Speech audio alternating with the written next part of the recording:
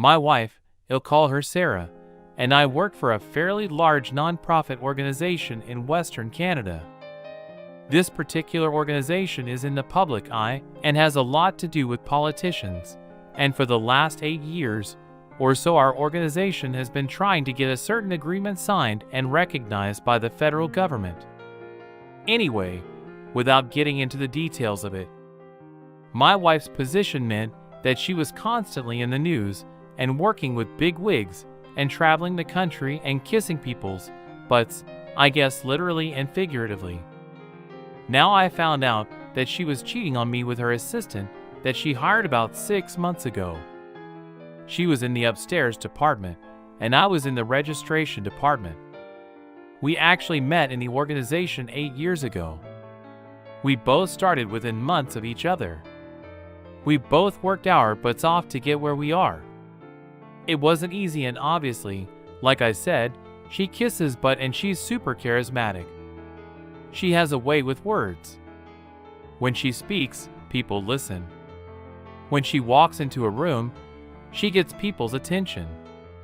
I'm a little bit more introverted, and that worked really well for us over the years.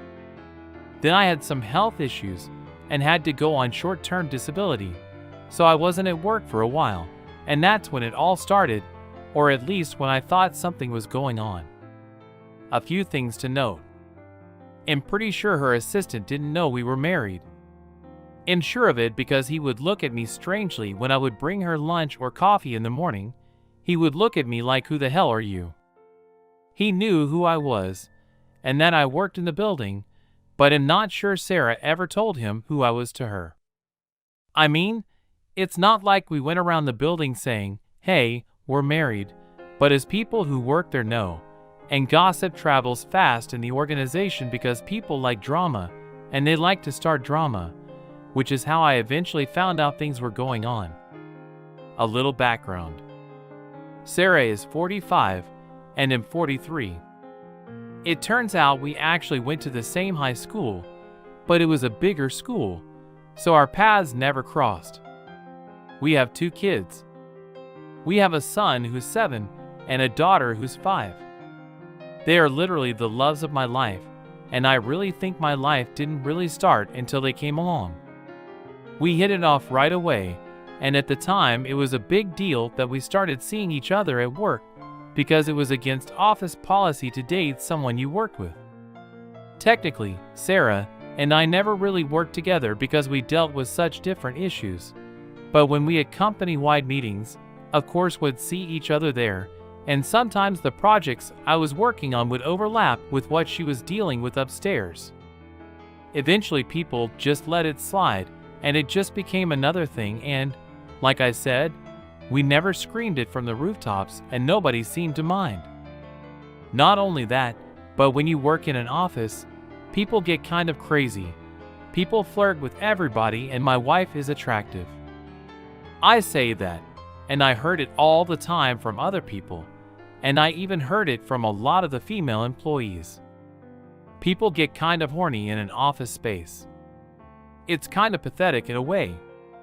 So your assistant, he'll call him Trevor. He's 29 years old. He has a degree in political science. I'll admit it. He's a good-looking guy, and there were only about 12 men in the whole building compared to about 40 women. So we were outnumbered, and when Trevor started, these single ladies literally jumped on him. From the beginning it seemed like Sarah could care less. She seemed all business. She didn't even mention him to me. Really. I knew she was hiring an assistant, but I didn't know she was hiring a man. Not that there's anything wrong with that, but when I saw him and saw how good-looking he was, I kind of understood why she didn't say anything, and at one point, she even said that he reminded her of me, but a younger version of me, and at another point, she said that Trevor was the version of me. If I didn't get in my own head and take a different career path. I was kind of offended by that. How could I take that? When I found out she hired him and didn't tell me for a couple of weeks, I asked her why, and she said, "Why is it such a big deal?" And then she laughed in my face, and said that I felt threatened by a little boy. I'm like, threatened? And she's like, yeah, you're jealous, and yeah, I guess I was in a way, and yeah, maybe I was threatened. But I tried to argue to her that her omitting the fact that he was a guy and good looking was kind of a point, and she said I was being ridiculous because I wouldn't have had the same reaction if it was a good looking woman, and I was like, yeah, okay, true, but would she still have slept with him, and made comments that he reminded her of a young me if it was a woman? No, not only that, but I heard our secretary asking her questions about Trevor, and they were both giggling. Another red flag. Yeah, okay, maybe I was jealous, but who wouldn't be? Not only that, but I wasn't feeling well physically, so it was really eating away at me. I wasn't feeling my best. I wasn't my best, and I knew it, and I feel like Sarah really took advantage of that. So yeah, I go on short-term disability, and that means I'm home for a couple of weeks. I become the primary caregiver for my kids, and Sarah starts working really long hours and going on trips. So when she goes on these trips, she takes this assistant with her, and then she posts pictures on Instagram of herself in clothes that aren't really professional or like on the beach, and I can tell she's not wearing a bikini top. The photo is just of her, but I know he's with her. I comment on the photo and am like, scandalous, but she doesn't react to it or anything. Then I sneak onto Trevor's page. He has a public page, and I see that he's actually posting photos of the same beach, but it's of the water. But then I know that they're together, and I know that my wife is lying on the beach next to him without a bikini top on. In texting her and am like, should you be posting photos like that on Instagram? And she's like, what are you talking about? And I'm like, you're not wearing a shirt and you're showing a lot of skin. Do you think that's smart to do when you're in the position that you're in? People look up to you. And then we got in a huge fight, and she didn't talk to me for the rest of her work trip, and I say work trip lightly. She was sleeping with him at the time.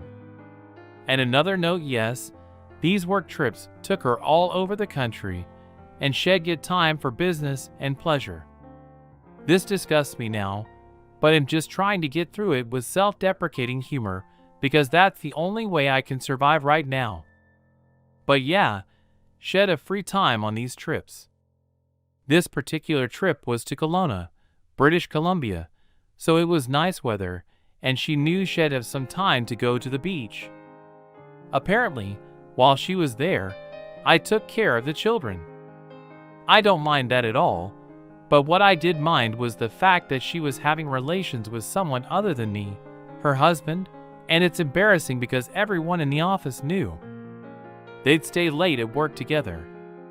They'd be in meetings all the time with the door closed and the blinds closed. But she tried to argue that she was having meetings about confidential things. Oh yes, confidential, all right.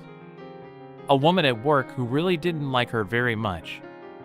Angela finally told me recently that she heard moaning and slurping and all kinds of horrible sounds coming from that room.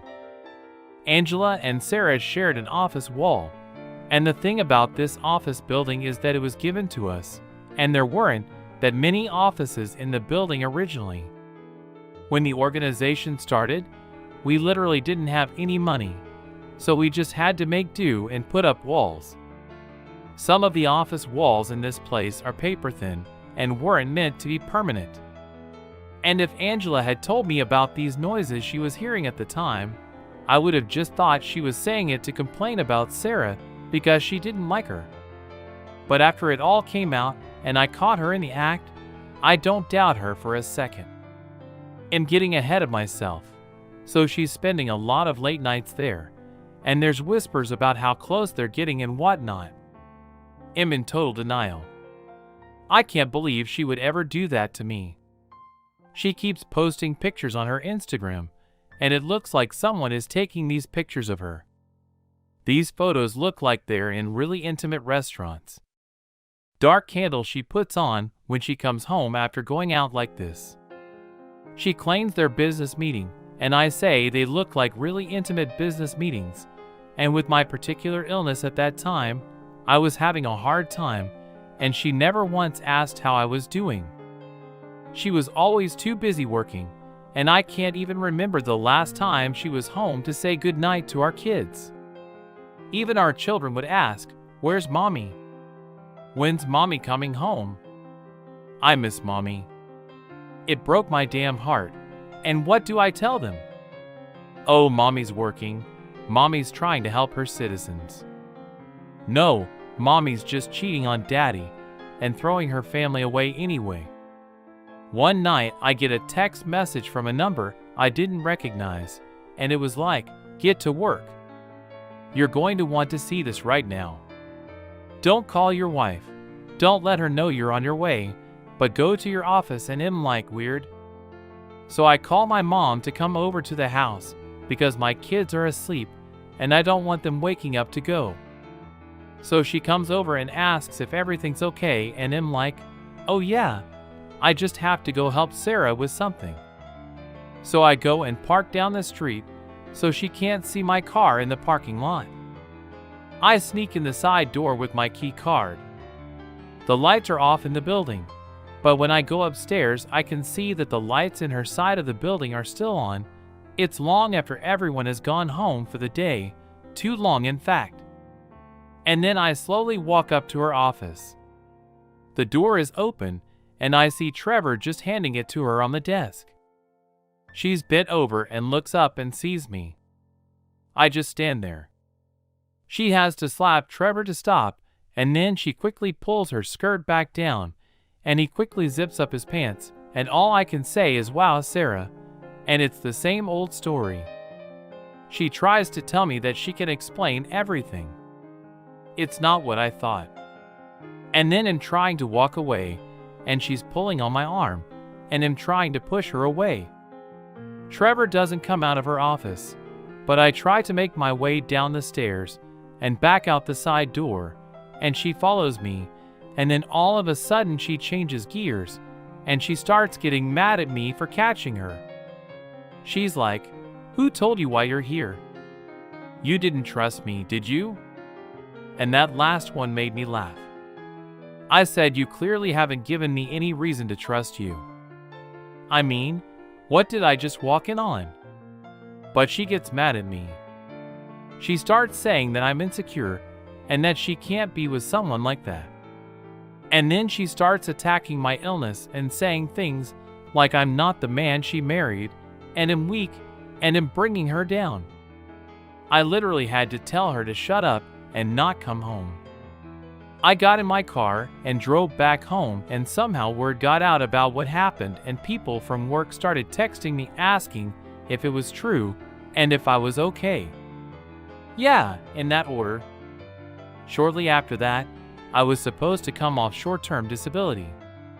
I asked to work from home for a while until I could figure out what I wanted to do and how I wanted to handle the situation.